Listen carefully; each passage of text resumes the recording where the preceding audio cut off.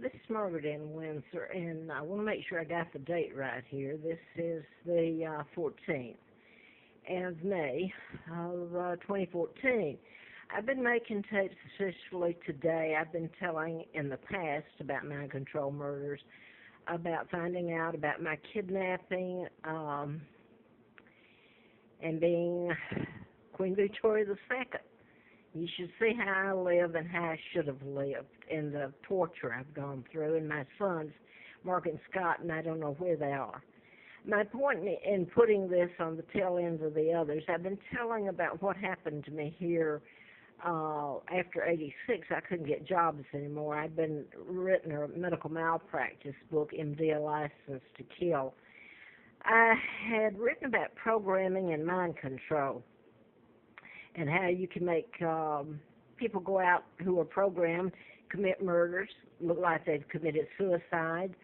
You can cure illnesses or you can create illnesses. And it goes back to the Tessner files that were stolen in 30.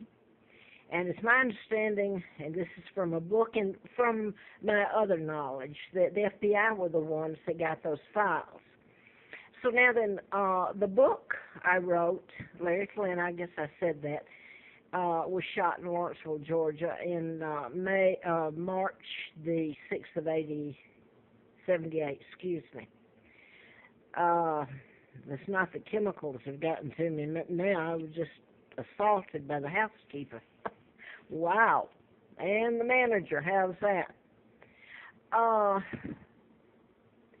So anyway, I got a letter from the FBI June the 23rd of 79, and it was ongoing investigation, national security involved.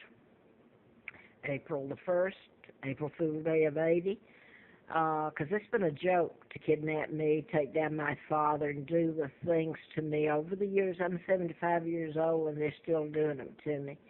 But April Fool's Day of 80, I got filled full of antifreeze, and that was a fiasco. And I've told this. I was transported illegally across the state line to Huntsville, and worked for the district attorney Fred Simpson there. Now, 86, I was flown to Larry Flintstone during a campaign to replace Larry McDonald, doctor I'd written about, Congressman Doctor. Now, I'm going to skip. I'll use up another tape. To when I came up here, I couldn't get jobs. I was literally on the side of the road. I came up here October of 86. I actually lived on the Appalachian Trail, up and down it, froze, starved, and then it was the hot sun and all of it. So much happened to me that's illegal. I can't get an attorney. An attorney would have a heyday with it, believe me, but it's spanning my lifetime, but just with the last years of my life. Not knowing where my sons are, if they're alive or what. So anyway, I have told this over and over, and I have proof. I mean, it's not that anybody doubts it. I have an immune disorder that was really caused when I was kidnapped and brought over here. I was kidnapped from Buckingham Palace in 41, brought to Moulton, Alabama, and given the name of a twin, Peggy Ann Dipsy Childers, married Childers. Both twins were dead. They were killed by their mother, Lina Dipsy. That was a horrible, horrible life. Now I did the book, flown out to Flint's, worked for the district attorney, trying to tell everybody about this. That would even bother to listen. So now then you can YouTube or Google and mind control. So it's not my word against anybody's. It's all over it. But what I've done, the murders that I have told about have been done in patterns, and they can be proven. I'm going to tell you, after today and what's been done to me ongoing, I'm 75, I can hardly walk.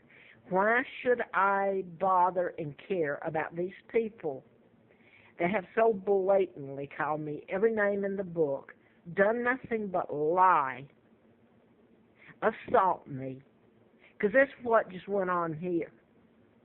This is the housekeeper can do it, the manager. When I came here,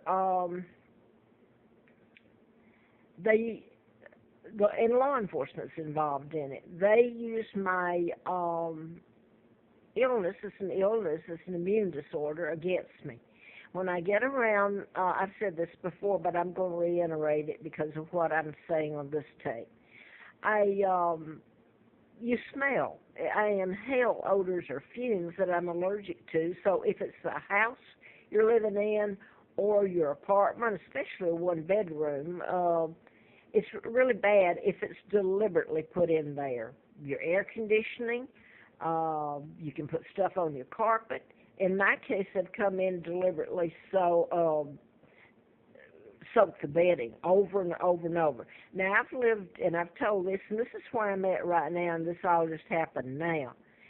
At Affordable Corporate Suites, Northern Drive. I stayed here 2 years ago, and that's a story in itself. And it would appear I can go anywhere I want to, and that's a lie. Plus, I'm kept penniless just about. But after staying 14 months at the Quality Inn Airport, it was bought out about a month and a half before I had to leave because the chemicals were in. It was horrible what they did to me. It's like they can do anything to me. It's a joke. And what happens in part is the law enforcement gets stuff on these people. Everybody's got something to hide. And they join in and do things against me and do this to me. And one of the things is using chemicals on me where I live or up on the Appalachian Trail. They come up in the middle of the night and soaked me, my tent or my sleeping bag with me in it. And then told lies. This is volunteers. They could get anybody to do anything because I'm this poor little pauper out there telling them about mind control. And some people listened, and they understood it. Everybody understood it. And I've had people, and I've named names, that said when they put gasoline underneath the air conditioning out at Hollins, it's a motel, not a very good one, but he said to me, he said, I don't know anybody around here, Botetourt County, all around here, knows you're allergic to chemicals. So they've used it against me, and it makes my immune system attack itself. And that is severe. It's like putting a bee in a room, I'll say it again, with somebody who's deathly, if it stings, I'm going to die, or deathly ill. That's the same thing they're doing to me, and I'm having to soak it up and beg them and pay rent to have it done. Now then, when I came here from Quality Inn Airport, I really didn't have time or a choice anyway where to go. I called back here hoping things were different, and they haven't been. I came back here, I explained it to the new manager and the housekeeper, Beth, and what they did, they put stuff, they demand to come in, and they put the chemicals on the floor, they spray it on the bathroom, and these pretty nice apartments. It's not like they have mold and mildew. So they knew what they're doing. They're assaulting me, and they're being told to do it. Now then, the manager, McKay, Debbie, came in yesterday, and I had left her a letter reiterating again about this and asking to buy the non-allergenic and even clean it myself. And she said no and told me I was going to have to leave. Well, now today the housekeeper came in, and I'm not even going to try to go into it. This is going off. She called me every name in the book. She really did. And I thought, man, if anybody's ever dangerous, this woman really is. Somebody would have to see it. Now, after all my life of being kidnapped and what's been done to me and telling people about mind control, begging just to breathe fresh air, this is what I get for it. And let me say this. If it was staged or not, it doesn't matter. They've all done it.